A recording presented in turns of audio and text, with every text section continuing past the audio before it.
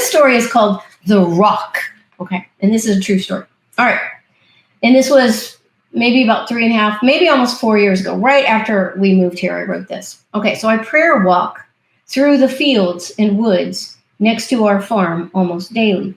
God's presence is so powerful in the quiet solitude surrounded by stately old pines and wildflowers. These walks are the highlights of my days. And I want to show you this picture because this is where I walk.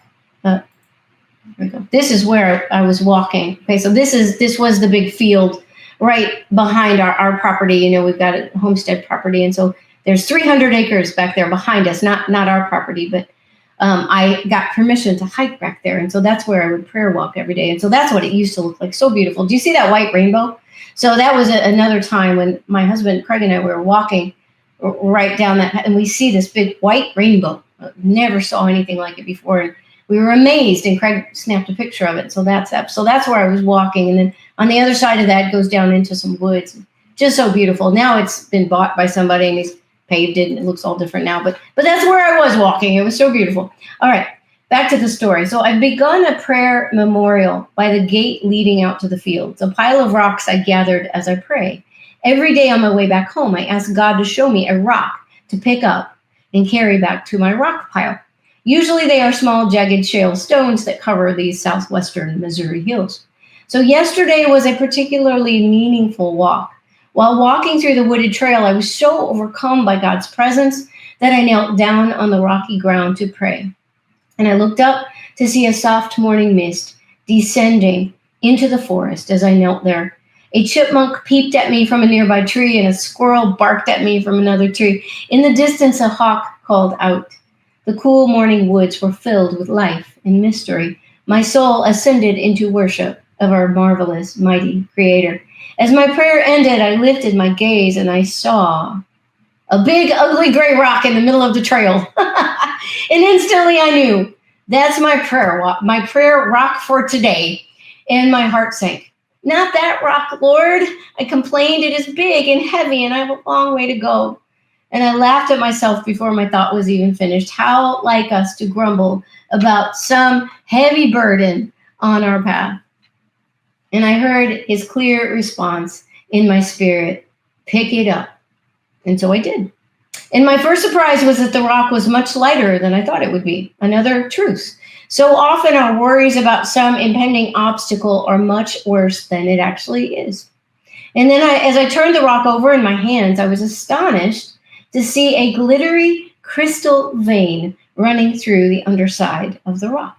I never see crystal rocks here in southwestern Missouri. Never. Before, we had 34 acres in southeast Missouri that we gave up to move here. And it was covered with these geode crystal rocks. I loved how they glittered in the sunlight as I walked through the woods there. And I collected some of the prettiest ones to bring with me when we moved here. And I hoped I would just find a bunch more after we moved here. But the rocks here are table rocks. They're gray, jagged shale, hard red clay. They're not pretty. The only crystal rocks that I've seen since we moved here are the ones I brought with me until this morning. Until God told me to pick up that big, ugly rock in the middle of the trail. And I shifted the rock in my hands, and as the crystals shimmered in the sunlight, I contemplated this life lesson. God doesn't promise us a life without burdens. The stones will inevitably litter our path, and sometimes they look heavy and unwieldy and imposing lying there in front of us. How will we ever manage to carry them?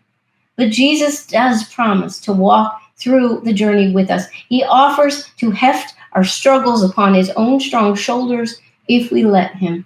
And then on the underside of it, after we make it through the storm, there is treasure. There is shining, glittery treasure. The strength, the character, the deeper faith, the peace, the victory, and all the other gifts that can usually only be found by picking up those ugly rocks. Now, this particular rock did not make it onto my prayer stone memorial. It greets me on my front porch where I see it as I come and go. And it reminds me not to grumble about the burdens because there's glitter on the other side. And here's that rock. Here's the rock. Let me show it to you. All right, and you can't, if you've ever looked at these geodes, you know that the only time you can see the glitter is if it's in the sunlight. Okay, so this is what I saw. That was the side that was up.